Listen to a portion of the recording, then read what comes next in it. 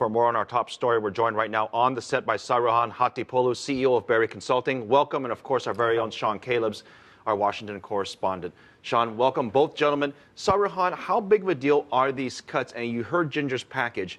It's the military that takes the brunt of the cuts, or is it not? It is actually the military, and I think President Obama took a gamble here. It was a calculated gamble, but it backfired, because half of the automatic spending cuts would be on the military, and he thought Republicans would back off from pushing for the automatic spending cuts. They didn't. They got some Democrats on their sides, actually, and the cuts will be in effect. This is a wild situation. There's politics, there's money. I mean, Sean, you've been covering this for a while. You've been covering Washington for a while.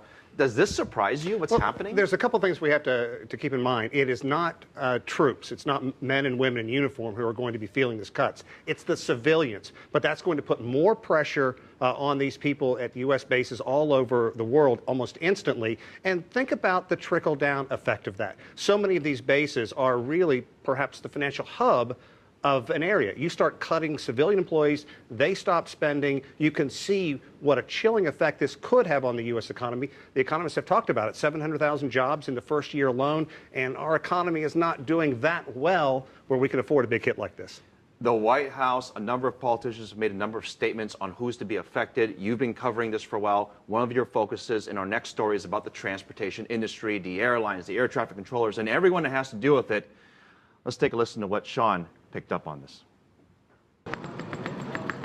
Passengers came and went at Washington's Dulles Airport, seemingly unconcerned, and at this point certainly unaffected by scheduled budget cuts that are coming. Enjoy it now is the word from transportation officials, because you can expect longer security lines and more flight delays. The lines at the airports are long enough as they are already. If you start laying off people, you're just going to dramatically increase the wait time to be processed through the security lines. For the remaining part of the fiscal year, the Federal Aviation Administration says it must cut $600 million from its $16 billion budget.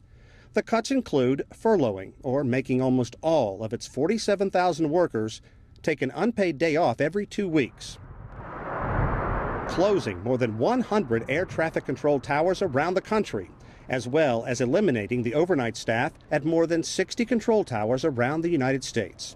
Some preventative maintenance will be reduced for air traffic control equipment, as would support for air traffic control equipment.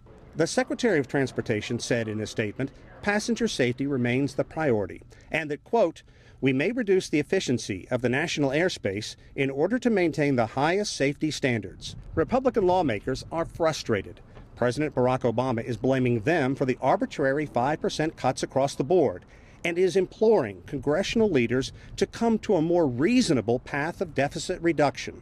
Many in the GOP refuse to believe the sky is falling. And Republican House Speaker John Boehner says enough is enough. And while there are smarter ways to cut spending than the process that we're about to engage on, the House shouldn't have to pass a third bill before the Senate does anything. Well, until you really start seeing these control towers shut down, until you start seeing the TSA lines back up, until you maybe see an accident happen, a high-profile accident, people are just not going to believe it because it's what's in it for me. We welcome to the discussion now Ted Parrish, principal at Hensler Financial, near Atlanta, Georgia. Welcome to the discussion here. You know, as you just heard, as an American and as an international person, you hear the words, they're going to shut down control towers, they're going to shut down parts of airports. Is this just fear-mongering, or is this going to be a real situation that we have to worry about? Well, we've seen it before. The government's shut down before. Yeah, there is a slight possibility of that happening. From a worldwide perspective and a U.S. perspective, I think it's a good thing because, you know, we've got to stick to our promises. We definitely, as a country, need to cut back on spending.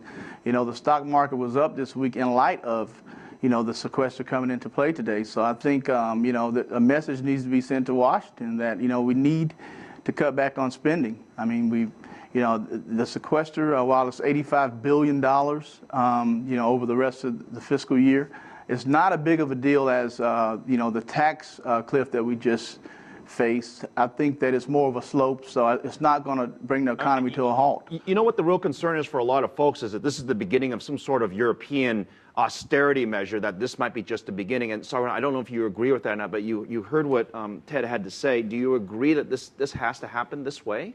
Well, I agree with Ted that spending cuts needed to be introduced, but not this way. This was random. And I believe, again, if you look at the number, the 85 billion number, only half of that will be coming into effect this year because of contract issues that will go into 2014. So if you look at $45 billion in an economy of 13.56 trillion, it doesn't look bad. So the macro impacts of this not going to be very heartfelt this year, but there's going to be a lot of micro impacts, like we talked about, employees being furloughed and people losing their jobs.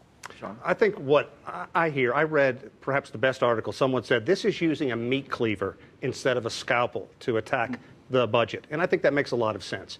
And if you go around the country and you talk to people about what's going on with the economy, they point all their blame to the White House and Capitol Hill.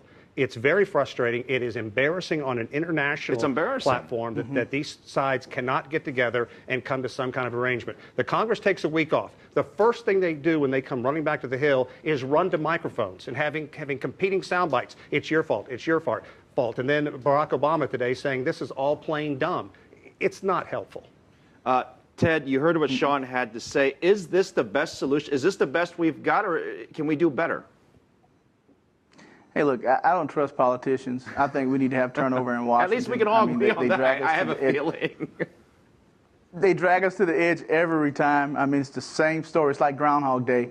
You know, I really didn't expect any different, but I do think the threat of the government being shut down and also the debt debate in May is going to definitely push these guys and gals to make some real change. I mean, you know, it's ugly. We don't like it to happen this way, but you know what? At the end of the day, as long as we get some change and some cuts and some real change, I think it'll be great for the economy, both domestically and globally. Ted, I want to go. You know, this is a rarity. We have so many panelists here to discuss this, but I want to ask each of you a very simple question, and maybe you can give me a quick answer so we can get to everybody. But first, I want to start with you. You can answer one of these. Give me the best case scenario for this, or the worst case scenario. Best case scenario, come 2 weeks when they're doing the budget negotiations, they agree on a compromise budget, and this issue is resolved for the year. Economic growth is happening in the U.S.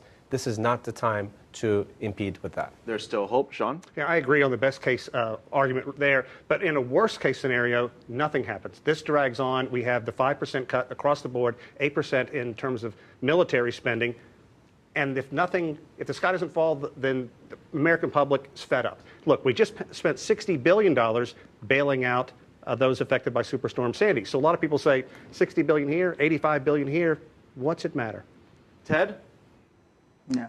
Worst case is we come May and we don't agree in a quick and fast way on the debt ceiling and the downgrade. The U.S. debt is downgraded again. And you want to see the capital markets go crazy, you'll have it again, and that would be disastrous.